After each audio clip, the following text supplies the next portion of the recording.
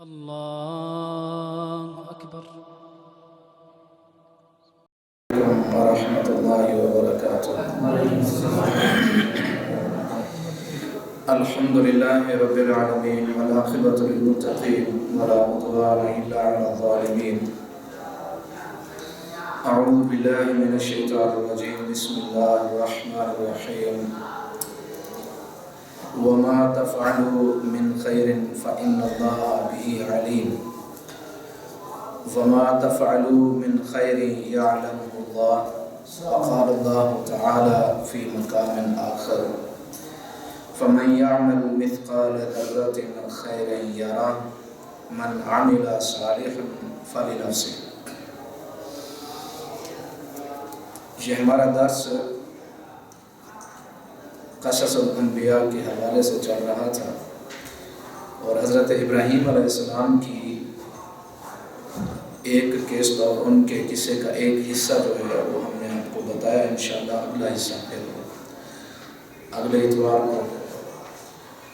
آج آپ ساتھیوں کو یہ بتانا مقصود ہے کہ اللہ رب العزت نے ارشاد فرمایا کہ مسلمان چھوٹے سے چھوٹا عمل بھی کرے تو اللہ رب العزت اس مسلمان کو جنت عطا فرماتے ہیں۔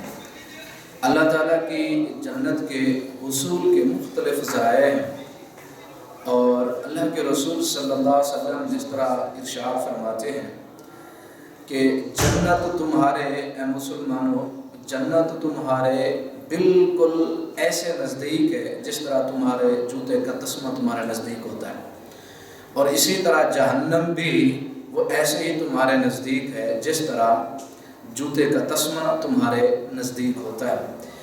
انسان چھوٹے چھوٹے اعمال کرتا ہے لیکن اس کو پتہ نہیں ہوتا، انہی اعمال کی وجہ سے اللہ تعالیٰ اس کو جنت عطا فرما دیتے ہیں۔ اور یہ اعمال چاہے مسلمان اپنی زندگی میں کسی وقت بھی کرے، چاہے لگتے تو ایسے ہیں چھوٹے اعمال ہیں، لیکن اللہ رب العزت ان چھوٹے اعمال کی وجہ سے انسان کو جہنم کی آگ سے بچا دیتے ہیں۔ انسان کے اعمال کی جو ہے وہ تین قسمیں ہیں، ایک بدنی، مالی، اور دوسرا بدنی بھی اور مالی بھی۔ بدنی جو ہے وہ سارے عبادات کے کام ہیں، اور مالی جو ہیں وہ صدقات، خیرات، زکوٰۃ اور دوسرے کام ہیں۔ اور بدنی اور مالی جو ہے وہ جہاد کا کام ہے، انسان خود بھی جاتا ہے اور اس کا مال بھی جاتا ہے۔ اور ان تمام امور میں سب سے افضل جو کام اور نیکی اور جو خیر کا راستہ ہے وہ علم کا حاصل کرنا ہے۔ یعنی علم کا حاصل کرنا فرائض کے بعد جو اللہ تعالیٰ نے مسلمان پر فرائض عائد کیے ہیں، ان فرائض کی ادائیگی کے بعد جو بہترین کام ہے، جنت کا حصول جس میں بہت زیادہ آسان ہے، وہ علم حاصل کرنا ہے۔ ایک مسلمان جو ہے فرائض ادا، یعنی نماز فرض ہے، اس کی ادائیگی کے بعد مال خرچ کرے یا جہاد کرے یا دونوں کام کرے، ان دونوں سے افضل ہے وہ مسلمان جو علم حاصل کر رہا ہے۔ علم کی بہت بڑی فضیلت ہے، علم کا سیکھنا اور سکھانا اللہ تعالیٰ کے ہاں ایک بہت بڑا مقام اور حیثیت اور درجہ ہے، کہ انسان کے اعمال کی تینوں قسموں میں سے فرائض کے بعد جہاد، مالی عبادت، بدنی عبادات سے زیادہ افضل جو عبادت ہے وہ علم ہے۔ وہ اللہ تعالیٰ کی وحی کو پڑھنا، لکھنا، سیکھنا، سکھانا، سمجھنا، سمجھانا ہے اور اس پر عمل کرنا ہے۔ تو آپ صلی اللہ علیہ وسلم ارشاد فرماتے ہیں، یعنی جس طرح قرآن مجید کے اندر اللہ رب العزت ارشاد فرماتے ہیں وَمَا تَفْعَلُوا مِنْ خَيْرٍ فَإِنَّ اللَّهَ بِهِ عَلِيمٌ، تم جو کرتے ہو اللہ کو پتہ ہے۔ اور فَمَن يَعْمَلْ مِثْقَالَ ذَرَّةٍ، تم ایک مثقال رائی کے برابر بھی اگر نیکی کرتے ہو یا گناہ کرتے ہو، وہ اللہ تعالیٰ کو پتہ ہے۔ اللہ تعالیٰ کے ہاں وہ ساری چیزیں لکھ دی جاتی ہیں، نامہ اعمال میں اچھے اعمال ہیں یا برے اعمال ہیں، اللہ رب العزت کے ہاں وہ سارے لکھنے والے فرشتے جو ہیں کرام کاتبین وہ موجود ہیں۔ آپ سنیں کہ آپ صلی اللہ علیہ وسلم نے ارشاد فرمایا کہ خیر کے جو کام جنت کے حصول کے لیے چھوٹے چھوٹے کاموں سے اللہ رب العزت جنت کیسے عطا فرماتے ہیں۔ تو اس طرح اللہ تعالیٰ کی مسلمانوں کے اوپر رحمت کتنی کہ چھوٹے چھوٹے اعمال سے مسلمان کو کیا ہے جنت کا سرٹیفکیٹ دے دیا جاتا ہے۔ ایک حدیث ہے جو بخاری اور مسلم کی حدیث ہے۔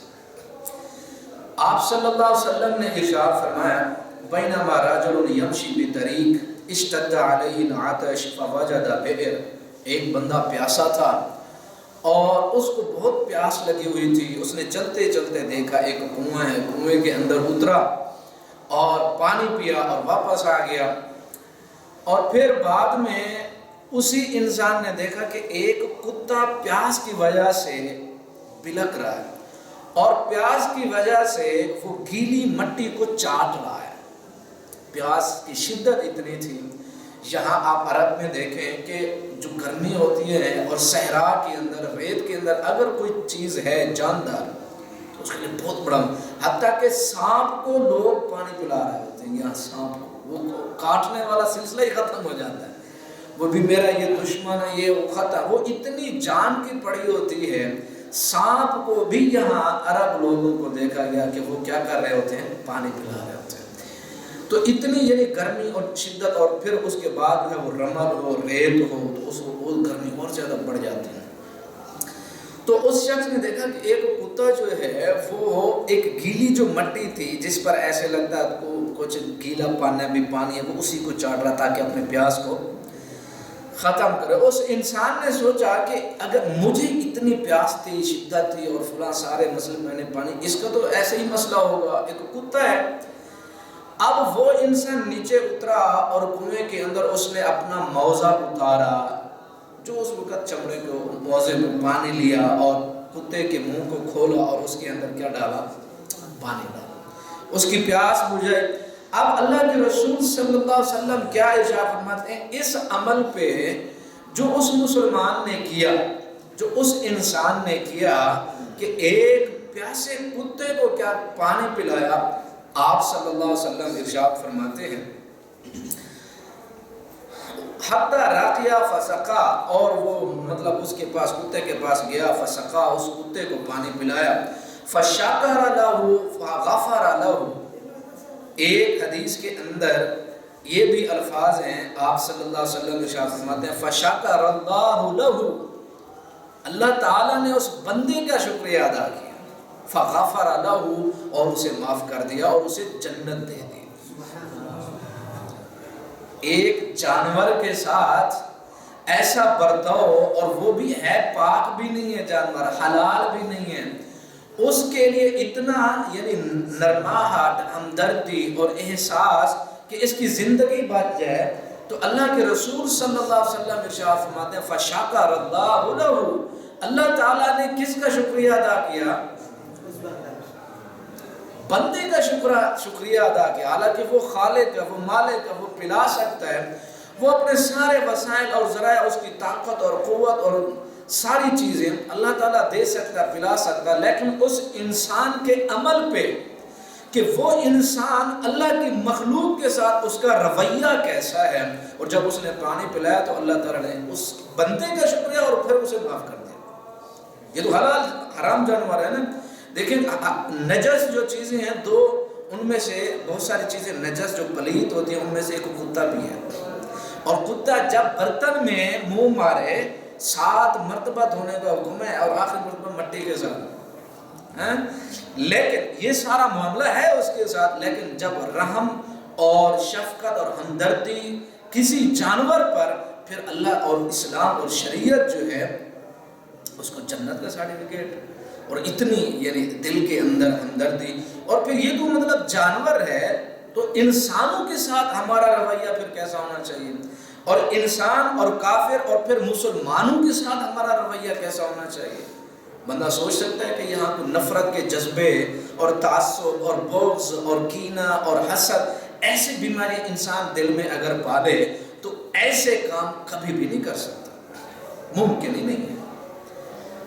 ایک انسان کی نفرت ہو انسانوں سے اور پھر مسلمانوں سے اور پھر اپنے رشتہ داروں کے ساتھ، وہ کبھی بھی ایسے مسائل اور ایسے امور اور ایسے کام سر انجام دے ہی نہیں سکتا ہے۔ ہمارے معاشرے میں، ہماری زندگی میں ہمارے رشتہ دار اپنے پرائے مسائل، مشکلات، تکلیفوں، پریشانیوں کے اندر ہماری سوچ تو یہاں تک بگڑ گئی، ہم ان کو تکلیف میں دیکھ کے خوشی محسوس کرتے ہیں۔ اور پھر کب اللہ تعالیٰ کی رحمت ہے اور کب اللہ تعالیٰ کی طرف سے برکتیں ہیں اور کب اللہ تعالیٰ کی طرف سے مسلمانوں کے اوپر حالات آسان ہوں، ممکن نہیں ہوتا ہے۔ کیوں؟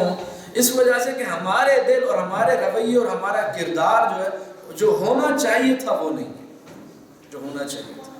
تو آپ صلی اللہ علیہ وسلم ارشاد فرماتے ہیں ان لنا فی البہائم اجر۔ صحابہ نے پوچھا کہ اے اللہ کے رسول، جو ان کو اللہ تعالیٰ نے شکریہ ادا کیا اور جنت دی، تو کیا جانوروں میں بھی اجر ہے؟ آپ نے ارشاد فرمایا ان لنا فی البہائم اجر، جانوروں کے ساتھ بھی اگر اچھا سلوک کریں گے تو اجر ملے گا۔ فقال فی کل کبد رطبۃ اجر، ہر جگر والی ذی روح چیز کے ساتھ ہمارا اگر رویہ اچھا ہے تو اس پر اجر ہے۔ اور اسی وجہ سے آپ دیکھیں کہ یہاں عرب میں جتنا پانی مہنگا ہے، اتنا پیٹرول اور بنزین مہنگی، لیکن اسی قدر انسان کتنا پانی پلاتے ہیں، اور پانی کے انبار ہیں مساجد میں اور جگہ جگہ۔ انسان جو ہے جاتے ہیں ادھر بھی 2 ڈالتے، ادھر بھی 4، ادھر 5، ادھر، پھر بھی پانی کی وافر مقدار موجود ہے، کیونکہ ان لوگوں کو پتہ ہے کہ مسلمان کی خدمت، انسان کی خدمت کرنا، اس سے اللہ تعالیٰ خوش ہوتا ہے، اس سے انسان کے اور مسلمان کے گناہ ہلکے ہوتے ہیں اور جنت کے راستے آسان ہوتے ہیں۔ لیکن ایک مسلمان لڑتا جھگڑتا، نفرت، بغض، کینہ، عداوت سینوں کے اندر پالتا رہے، وہ کبھی بھی ایسے کام نہیں کر سکتا۔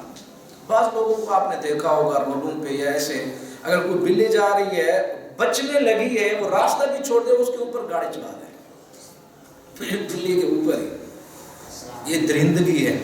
تو اسلام ہمیں مسلمان کو وہ سوچ دیتا ہے جو سوچ جانوروں کے لیے اور درندوں کے لیے بھی ایک نرماہٹ، ہمدردی اور محبت والا رویہ ہے۔ اور پھر مسلمانوں سے تو بالاولیٰ کیا ہونا چاہیے؟ اچھا سلوک، اور پھر مسلمانوں کے بعد اپنا گھر، اور گھر میں اپنے رشتہ دار، ماں باپ کی طرف سے اور ماں کی طرف اور باپ کی طرف سے جو رشتہ دار ہیں، ان کے لیے کیا ہونی چاہیے؟ ہمدردی، نرمی، اور جو ان کے اندر جو مطلب مختلف قسم کی چیزیں یا گناہ اس قسم کے، ان کے لیے دعا کرنی چاہیے، اللہ تعالیٰ ان کو ہدایت دے، ٹھیک ہے، اور ان کی خرابی کو دور کرنے کی کوشش کرنی، اصلاح کرنے کی کوشش، نہ کہ بندہ ایسا کرے کہ وہ ایک قدم گناہ کی طرف چلے، ہم کہیں کہ نہیں راستہ کھلا ہے، جاؤ آگے، تمہیں کوئی کچھ کہنے والا نہیں، جاننا اپنا راستہ کھلا ہے، اور ہم خوش ہوتے رہیں۔ یہ مسلمان کا رویہ نہیں۔ مسلمان تو دشمنوں اور درندوں کے ساتھ ایسا سلوک کرتا ہے، پھر انسان اور مسلمانوں کے ساتھ کیسے مطلب وہ ایسے کر سکتے ہیں؟ آپ اندازہ کریں کہ ایک مسلمان کے اپنے فرائضی اعمال، جو فرضی اعمال ہیں، اتنا اس کو نیکیاں اور نہیں ملتی جتنا نیکیاں اس کو مسلمانوں کی خدمت پہ ملتی ہیں۔ ایک اور حدیث میں آپ صلی اللہ علیہ وسلم نے ارشاد فرمایا کہ الجنت اقرب الی احدکم من شراک نعلہ، کہ جنت تمہارے جوتے کے تسمے سے بھی زیادہ قریب ہے، تمہارے جوتے کے تسمے سے بھی زیادہ قریب ہے۔ کیوں؟ کس وقت؟ اس وقت جب تمہارا دل اور دماغ ٹھیک ہو، عمل چھوٹا ہی کیوں نہ ہو، لیکن دل اور دماغ کی جو سوچ مثبت سوچ ہو، منفی نہ ہو۔ منفی سوچ کیسے؟ ہر بندے کو ہر وقت جو ہے وہ منفی خیال، مثلا آپ کہیں کہ ایک پانی کا گلاس جو ہے وہ آدھا ہے، آدھا بھرا ہوا آدھا خالی ہے، آپ بولے بھی آدھا بھرا ہوا ہے، دوسرا بندہ کہ نہیں آدھا خالی ہے، بھی آدھا خالی بھرا ہوا تو ہے نا آدھا، ہمیں آدھا بھرا ہوا نظر نہیں آتا ہے۔ مسلمان میں ہمیں خوبیاں جو ہیں وہ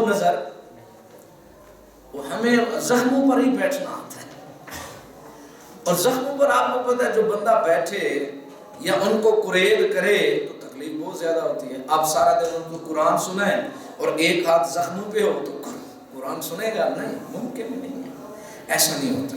اسی وجہ سے اللہ کے رسول صلی اللہ علیہ وسلم کی اگر آپ سیرت دیکھیں تو آپ صلی اللہ علیہ وسلم، ایک کافر آیا مسجد کے اندر پیشاب کرنے لگا، اب دیکھیں آپ صلی اللہ علیہ وسلم کی سیرت دیکھیں، مسجد دشمن ہے، کافر ہے، مسجد کے اندر صحابہ نے کہا کہ یہ کیا کر رہا ہے؟ آپ نے ارشاد فرمایا اس کو چھوڑ دو، جو کام کر رہے ہیں اس کو کرنے دو، اگر اس نے اپنا یہ پیشاب روک لیا تو اس کو کیا ہوگی کہ نہیں؟ اس کو کام کرنے دو، اس کو فارغ ہونے دو۔ پھر وہ اٹھا، پھر آپ نے اس کو سمجھایا کہ یہ جگہ ایسے کاموں کے لیے، یہ سیرت ہے۔ اور ہم ہوتے تو ہم کہتے ہیں جتنا کام کیا ٹھیک ہے، باقی نکل باہر، ہاں جو پتہ نہیں تھا نا۔ لیکن اس کی تکلیف جو ہے اس کا احساس ہے کہ اس بندے کو تکلیف ہوگی، کیوں؟ اس بندے کو پتہ نہیں، سمجھا دیا جب تو پھر اس کا دل اور دماغ اسلام کی طرف راغب ہو گیا۔ اسی طرح سمامہ بن اسال رضی اللہ تعالیٰ عنہ نے مسجد کے اندر باندھ دیا، قیدی تھے، اور فرماتے ہیں سمامہ کیا حال ہے تیرا؟ کہتے ہیں اللہ کے آپ کا چہرہ جو ہے پوری دنیا سے مجھے جو ہے وہ برا لگتا ہے، استغفر اللہ، پوری دنیا سے زیادہ برا لگتا ہے۔ 3 مرتبہ ایسے 3 دن آپ صلی اللہ علیہ وسلم نے ارشاد فرمایا سمامہ کو چھوڑ دو، جانے دو اس کو۔ وہ گئے آدھے راستے میں، پھر سوچا کہ مجھے چھوڑا کیوں؟ میں قیدی ہوں، جنگی قیدی، اور جنگی قیدی کے لیے تو ایک قید ہے کہ اس کو قتل کر دو، ذبح کر دو، کیونکہ اگر چھوڑ دیا گیا تو دوبارہ وہ تیاری کر کے کیا کرے گا؟ حملہ کرنے کی کوشش کرے گا۔ صلی اللہ علیہ وسلم چھوڑ دو اس کو۔ تو گئے، غسل کیا، پھر واپس آ گئے اور کہنے لگے اللہ کے رسول مجھے کلمہ پڑھا۔ کیوں؟ کیونکہ سیرت اور کردار ہی ایسا ہے۔ آپ صلی اللہ علیہ وسلم نے ان کے صحابہ جتنے بھی تھے ان کے کبھی زخموں پر ہاتھ نہیں رکھا۔ ایک صحابی اپنی بیٹی کو زندہ اس نے دفن کر دیا، اس سے پوچھا کہ مجھے وہ واقعہ تو سناؤ، تم نے کیسے اپنے دل پر پتھر رکھ کے بیٹی کو زندہ درگور کر دیا؟ وہ صحابی جب واقعہ سناتا تھا اور سنا رہا تھا، آپ صلی اللہ علیہ وسلم رو رہے تھے، اور یہ نہیں ارشاد فرمایا کہ تو بندہ ایسا ایسا ایسا ایسا نہیں، توبہ ہو چکی، مسلمان ہو چکا، گناہ سارے ختم ہو چکے، اس کے زخم پہ، اس کردار پہ، عمل پہ ہاتھ نہیں رکھا کہ تو ایسا ایسا نہیں۔ لیکن اس واقعے کو کبھی اتنا سخت بھی بندہ ہو سکتا ہے۔ ہم آج مسلمان ایک دوسرے کے زخموں کو دیکھتے ہیں، ٹٹولتے ہیں، اور پھر ان کی گریز کرتے ہیں۔ کسی کی غلطی نہیں ملتی تو دوسرے سے پوچھتے ہیں یار بتاؤ اس کا کوئی مسئلہ، اگر ایسا ٹیڑھا شیڑھا ہو، پھر اس کو آگے فارورڈ کریں، لوگوں کو بتائیں، اس میں چسکے لیں، مزے لیں۔ ایک انسان کی غلطی ہے، دیکھ لی، پھر آگے اس کو فارورڈ کرو، بتاؤ یہ مسئلہ فلاں نے اگر یہ کہا، اور کہنے پہ، یعنی میں نے آپ کو کچھ کہا اور اس نے کیا بھی نہیں، میں نے وہ فارورڈ مثال لگا کے آگے، تو یہ طرز زندگی مسلمان کی نہیں ہے۔ مسلمان کو مثبت دماغ رکھنا چاہیے اور مسلمانوں کے لیے خیر کے جذبے رکھنے چاہیے۔ اگر اس قسم کی چیزیں نظر آتی ہیں، کسی میں غلطیاں کوتاہیاں، پھر اس سے نفرت انگیز زبان استعمال نہیں کرنی چاہیے۔ ایک بندے کو ہم دیکھتے ہیں کہ نماز نہیں پڑھتا، تو دوسرا دن، تیسرا، چوتھا، پھر ہمیں نفرت ہونے لگی، اچھا ہی نہیں ہے۔ نہیں، اس کے لیے آپ دعا کریں۔ آپ کبھی بھی جب آپ تبلیغ کرنے لگے، کسی کو اچھائی بتانے لگے، کبھی بھی اس کو یہ نہ کہیں اچھا تو کیا کرتا ہے، یہ کرتا ہے، یہ بھی گناہ کرتا ہے، یہ بھی کرتا ہے، یہ بھی کرتا ہے۔ آپ کی پیشانی پہ وہ سارے بال بٹ دیکھ رہا ہے، سارا دوسری دن آپ کے پاس آئے گئے نہیں۔ آپ پہلے اس کے ساتھ ہمدردی جتائیں، آپ اسلام کی عظمت بتائیں، آپ سارا کچھ اس کو بتائیں کہ آپ کا علاج ممکن ہے، ہو سکتا ہے۔ جو ڈاکٹر مریض جائے نا ڈاکٹر کے پاس، ڈاکٹر اس کو پہلے یہ بات کہے آپ کا تو علاج ممکن ہی نہیں ہے، یا ہو سکتا ہے لیکن زخم گہرا ہو چکا ہے، اس کو چیریں گے، پھاڑیں گے، فلاں کریں گے، یہ کیا کرتا رہتا ہے، دماغ خراب ہے تو ایسا کر۔ وہ بندہ کہتا ہے چھوڑ یار مجھے مرنے دے، تو میں علاج کروا لوں گا۔ تو سب سے پہلے آپ مسلمانوں کو دوسرے انسان کے، میں بھی گناہ گار ہوں، انسان ہوں، میرے اندر بھی خطا اور گناہ، جو خطا اور گناہ میں کرتا ہوں میرے لیے معافی ہو جانی چاہیے، مجھے لوگ اچھا بھی کہیں لیکن معاف بھی کر دیں، لیکن یہی صورتحال مجھے دوسرے کے لیے میں نہیں سوچتا کہ وہ گناہ کرتا ہے، انسان ہے نا، خطا ہے، لیکن اس کو ہم چھوڑتے نہیں ہیں۔ تو آپ صلی اللہ علیہ وسلم نے ارشاد فرمایا کہ ایسا انسان جس نے ایک کتے کے ساتھ ایسا کام کیا، تو آپ صلی اللہ علیہ وسلم نے ارشاد فرمایا فَشَكَرَ اللَّهُ لَهُ فَغَفَرَ لَهُ، اللہ تعالیٰ نے اس بندے کا شکریہ ادا کیا۔ آپ اندازہ کریں تو ایک مسلمان کی اگر خدمت پہ لگ جائے اور اس کے مسائل حل کرنے کی کوشش، اور کچھ بھی نہ کرے، مشورہ تو دے سکتا ہے نا، سیدھا ٹیڑھا نہیں. اللہ تعالیٰ وہ راستے آسان کر دیتے ہیں مشورہ دینے والے کے لیے. اور ایک حدیث میں ایک مسلمان اگر دوسرے مسلمان کے لیے دعا کرتا ہے، اس کو پتہ بھی نہیں، جانتا بھی نہیں کہ وہ میرے لیے دعا کر رہا ہے یا نہیں، جو دعا اس کے لیے مانگے گا اللہ تعالیٰ وہی چیزیں اس بندے کو بھی ادا کرتا ہے جو دعا کرتا ہے. تو ایسے جذبات اگر ہم پالیں اور ایسی سوچ رکھیں تو اللہ تعالیٰ کی برکت انسان کے اوپر آتی. ایک دوسری حدیث مسلم شریف کی حدیث ہے. آپ صلی اللہ علیہ وسلم نے ارشاد فرمایا لقد رأيت رجلا يتقلب في الجنة في شجرة قطعها من ظهر الطريق كانت تؤذي المسلمين. اب یہ حدیث سنیں. آپ صلی اللہ علیہ وسلم جنت میں نے ایک آدمی کو دیکھا اور خوشی کی وجہ سے، یتقلب کا مطلب ہوتا ہے کہ بستر کے اوپر کرفٹیں بدلنا، اور بندہ وہ بستر پہ تو تھا نہیں، جنت میں تھا، اس کا مطلب وہ اچھل کود کر رہا تھا خوشی کی وجہ سے. خوشی اتنی تھی کہ اسے سنبھالی نہیں جا رہی تھی کہ اللہ تعالیٰ نے مجھے کس کام پہ جنت دے دی. اتنی بہت زیادہ یتقلب یعنی بندہ بستر پہ سو رہا ہو نا تو کرفٹیں ایسے ایسے ایسے ایسے بدلتا ہے. تو وہ تو مطلب سو تو نہیں رہا تھا، لیکن آپ یہ کہہ سکتے ہیں خوشی کی وجہ سے اچھل کود ضرور کر رہا تھا کہ مجھے میں کامیاب ہو. اب وہ کام کیا تھا؟ آپ صلی اللہ علیہ وسلم ارشاد فرماتے ہیں ایک درخت کی ٹہنی تھی جو آنے جانے والے مسلمانوں کو تکلیف دیتی، اس نے اس ٹہنی کو کاٹ دیا تھا. یہ مسلم شریف کی حدیث. یعنی راستے پہ درخت تھا اور ٹہنی جو لٹکتی تھی اور آنے جانے والے لوگوں کو کیا ہوتی، اس ٹہنی کو اس نے کاٹ دیا. اللہ تعالیٰ نے جنت دے دی. جنت آسان نہیں، لیکن اس آسان جنت کے لیے دل اور دماغ کا صاف ہونا چاہیے، ان جذبوں کا ٹھیک ہونا، مثبت ہونا. وہ پہلے کام اگرچہ چھوٹا ہے، یعنی ایک ٹہنی کو کاٹ دیا، کس کے لیے؟ مسلمان کو تکلیف دے دی نا، اس ٹہنی کو کاٹ دیا، اللہ تعالیٰ نے جنت دے دی. ہاں کام چھوٹا ہے لیکن اس کے پیچھے جو جذبہ ہے وہ بہت بڑا ہے کہ مسلمانوں کو تکلیف نہ ہو. بہت بڑا جذبہ ہے نا. ایک انسان کے اندر اگر یہ جذبہ نہ ہو تو وہ ایسے کام نہیں کر سکتا ہے، چھوٹی چھوٹی نیکیاں نہیں کر سکتا. آپ ایک انسان کے گھر میں، آپ کو پتہ ہے مسلمان ہے، اس کے اوپر 2000 قرضہ ہے. اگر ہم قرضہ دے دیں، معاشرے کے لوگ جو مسلمان ہیں مسجد میں آنے جانے مسلمان اکٹھے ہو کے 1 روپیہ 2 3 2000 اکٹھا ہو جائے، اس کا قرضہ اگر ادا ہو جائے تو اس کے گھر کے اندر روٹی اور سالن تو پک سکتا ہے نا. اگر قرضہ ادا نہ ہوا تو کیا کرے گا؟ سود والے دروازے تو کھلے ہیں. آج ہم میں سے کتنے مسلمان ہیں جو سودی قرضے لیتے ہیں؟ اکثر ہیں. اور ہر دوسرے تیسرے بندے کو پتہ ہے کہ یہ غلط کام کر رہا ہے. اگر میں اس کے اندر شامل ہو جاؤں اور اس کے قرضے کو ادا کرنے کے لیے کسی بندے کو کہہ دوں تو یہ سود جیسی بیماری سے بچ سکتا ہے. لیکن ہم کہتے ہیں کہ یہ میرا کام تو نہیں نا، میرا رشتہ دار بھی نہیں، میرا لگتا بھی کچھ نہیں، اور پھر ہمارا آنا جانا بھی نہیں، اور پھر ہماری آپ کو تو پتہ ہے رشتہ داری بھی ٹوٹ گئی ہے، اور ہمارا یہ بھی مسئلہ ہو گیا، وہ مسئلہ ہو گیا. ہم مسلمان آخرت کو سوچتے ہی نہیں کہ میرے اس کام سے اللہ تعالیٰ نے کتنا خوش ہونا ہے اور مجھے کیا کچھ اللہ تعالیٰ عطا فرمائیں گے.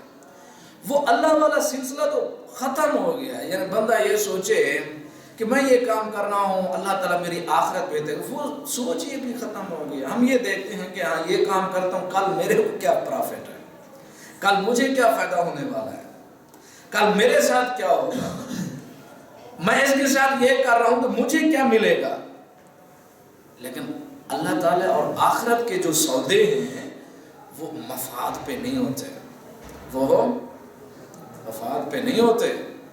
وہ سودے ان دیکھے سودے. جنت کسی نے دیکھی؟ اللہ تعالیٰ کو کسی نے دیکھا؟ نہیں دیکھا نا. آپ صلی اللہ علیہ وسلم کو کسی نے دیکھا؟ اعتماد اور بھروسے اور یقین کا یہ عالم ہو کہ مسلمان کو پتہ ہو کہ میں جو خرچ کر رہا ہوں اللہ تعالیٰ اس کو فائدہ اور میرے اوپر رحمت نازل فرمائے گا.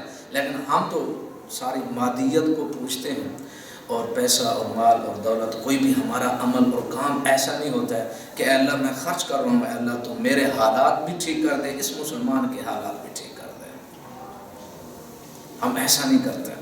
ایک بندے کے ساتھ ہم نے ان کو کہا، ان کے بہت سارے حالات بڑے تنگ تھے، سود کے اوپر قرض لیتے، ایک عالم دین تھا، سود پہ قرضے اور جکڑے ہوئے. میں نے کہا تم اپنے بھائیوں کو ادھر بھیج دو، میں ویزے بھیجتا ہوں، آ جاؤ ادھر. ویزے ان کو بھیجے، وہ مطلب الحمدللہ وہ سارے سودی نظام بھی ختم ہو گیا، قرضے بھی اتر گئے، سارا کچھ ہو گیا. پھر 2-3 بھائی ان کے اور آ گئے. مجھے لوگ کہنے لگے آپ سے پوچھا بھی یہ جو آ رہے ہیں وہ، میں کون ہوں تو مجھ سے پوچھیں، وہ اپنے والدین سے مشورہ کریں، اپنے بھائی مجھ سے کیوں پوچھیں؟ نہیں آپ نے پہلے جو ویزے دیے تھے، احسان کیا تھا، تو آپ سے پوچھا نہیں. میں نے احسان اس وجہ سے کیا وہ سارا دن میرے سامنے کھڑے رہے. ہماری یہ سوچ ہے کہ ہم نے کسی پر اگر کچھ کر دیا تو بدلے میں چاہیے نا، یہ غلط ہے.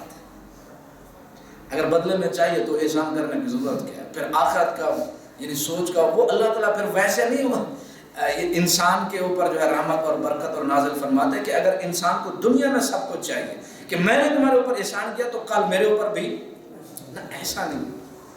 مسلمان کو کچھ نہیں چاہیے، صرف یہ چاہیے کہ یہ مسلمان ذلت کی زندگی میں جا رہا ہے، اگر میں ایک ہاتھ اس کی طرف بڑھا دوں، عزت اگر اس کو مل جائے تو مجھے خوشی ہوگی بس. لیکن یہ سوچ نہ پائید ہے، بہت کم ہے، جس کی وجہ سے گھر گھر کے اندر فساد ہے، گھر گھر کے اندر مصیبت اور تکلیف ہے. تو آپ صلی اللہ علیہ وسلم نے ارشاد فرمایا. ایک دوسری روایت بھی ہے جو وہ بھی مسلم شریف کی ہے کہ ایک بندہ گزرا، راستے سے گزر رہا تھا اور ٹہنی جو تھی، اس نے کہا اللہ کی قسم میں اس ٹہنی کو کاٹوں گا کیونکہ مسلمانوں کو تکلیف دے رہی ہے. اس وجہ سے اس کو جنت مل گئی ایک ٹہنی کے کاٹنے سے. لیکن بات وہی ہے کہ اس کا جو ہے وہ جذبہ جو تھا وہ بہت بڑا تھا. پھر آپ صلی اللہ علیہ وسلم ارشاد فرماتے ہیں، تیسری حدیث بھی اسی سلسلے میں ہے، آپ نے ارشاد فرمایا فَأَخَّرَهُ فَشَكَرَ اللَّهُ لَهُ، اللہ تعالیٰ نے بھی اس بندے کا کیا کیا؟ شکریہ ادا کیا. فَغَفَرَ لَهُ، اور اس کو معاف کر دیا. کس کو؟ وہ جس نے ٹہنی کاٹی، جس نے جنت جو ہے وہ ہمارے بہت قریب ہے. لیکن مسئلہ یہ ہے کہ ہمیں سیدھا ہونا. مسلمان اگر سیدھا ہو جائے تو جنت بہت قریب ہے. چھوٹے چھوٹے اعمال انسان کو جنت کی طرف لے جاتے ہیں. اسی طرح ایک آخری حدیث آپ صلی اللہ علیہ وسلم نے ارشاد فرمایا، اگر ایک مسلمان، جمعۃ المبارک کے بارے میں بھی ایک حدیث ہے اور ایک وضو کے بارے میں بھی حدیث ہے. آپ صلی اللہ علیہ وسلم نے، یہ مسلم شریف کی حدیث ہے، آپ صلی اللہ علیہ وسلم نے ارشاد فرمایا من توضأ فأحسن الوضوء ثم أتى الجمعة فاستمع وأنصت غفر له ما بينه وبين الجمعة. اب یہ حدیث دھیان سے سنیں. جو ہم جمعہ کے لیے جاتے ہیں اور جمعے کے لیے بیٹھتے ہیں، خطبہ سنتے ہیں، اس کی کتنی اہمیت اور کیا وہاں کچھ نہیں کرنا ہے مسلمان کو. آپ نے ارشاد فرمایا جس مسلمان نے وضو کیا اور بڑا اچھا وضو، اچھے طریقے سے وضو کیا اور جمعے کے لیے گیا اور وہاں جا کر خطبہ سنا اور خاموش رہا، ایک جمعے سے دوسرے جمعے تک اس کے سارے گناہ کیا کر دیے جاتے ہیں؟ کب معاف ہوں گے؟ آگے سنیں، معاف کب ہوں گے؟ آپ نے ارشاد فرمایا وَزِيَادَةُ ثَلَاثَةِ أَيَّامٍ، ایک ہفتہ مزید 3 دن کے مزید گناہ اس کے معاف ہو جاتے ہیں. ایک ہفتے تو گناہ کیے نا ہم نے، ہاں، ایک جمعہ یا دوسرا، اس جمعے میں ہم نے خطبہ سنا، سارا کچھ کیا، وہ گناہ 3 دن مزید آگے جو ہم نے کیے بھی نہیں، ابھی وہ دن، یہ رحمت نہیں، رحمت ہے کہ نہیں؟ 3 دن مزید وہ ابھی آئے بھی نہیں، اللہ تعالیٰ نے پہلے ہی سے وہ گناہ کیا کیے. اب جب ان چیزوں کا بندے کو پتہ نہ ہو تو دل کے اندر وہ نیکی کا احساس اور جذبہ اور لذت محسوس نہیں ہوتی کہ میرے گناہ معاف ہونے والے ہیں. وضو اچھے طریقے سے کروں، غسل اچھے طریقے سے کروں، صبح اٹھوں، تیاری کروں جمعے کی اور پہلے جاؤں، اور یہ چیزیں جب پتہ نہ ہو، اللہ تعالیٰ کی رحمت کا احساس نہ ہو کہ اللہ تعالیٰ کی رحمت ہمارے اوپر کتنی بڑی وسیع ہے کہ 3 دن مزید معاف ہو گئے. کیا کرنے سے؟ عبادت کرنے سے نہیں.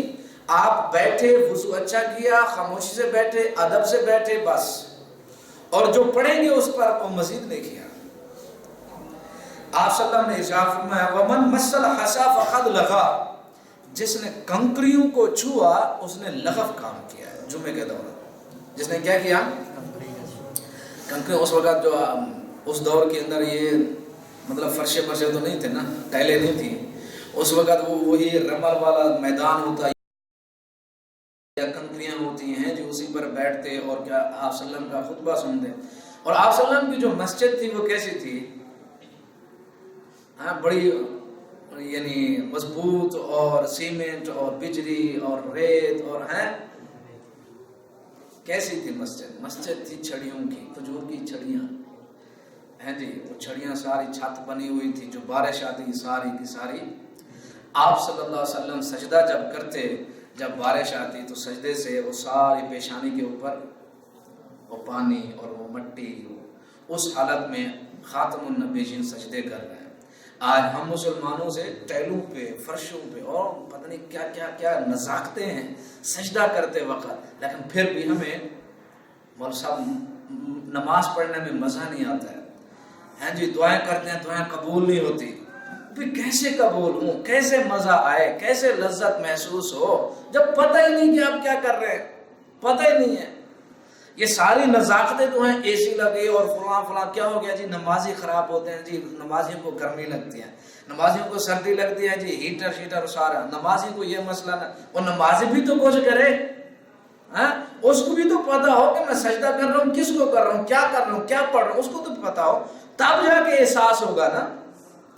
الفاظ کے اندر ایک بڑی تاثیر ہوتی ہے، آپ کو پتہ نہیں ہے، نہیں پتہ ہے آپ کو، تاثیر بڑی ہے. مثلا اگر کوئی بندہ آپ کو گالی دے تو آپ کیا کریں گے؟